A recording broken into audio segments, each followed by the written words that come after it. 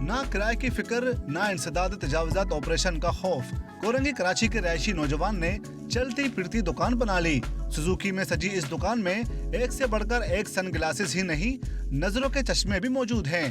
Shop करना जो है मेरे हिसाब में नहीं था, तो इसलिए मैंने सुजुकी के अंदर अपना सारा सेटअप डाला है। और इससे जो है लोगों के लिए भी होता है कि रोड पे रुक के ले लेते हैं। मेरी भी दुकानदारी चलती रहती है और काम भी अच्छा होता है। मेरे पास आई साइड की शॉप्स वगैरह भी काम है।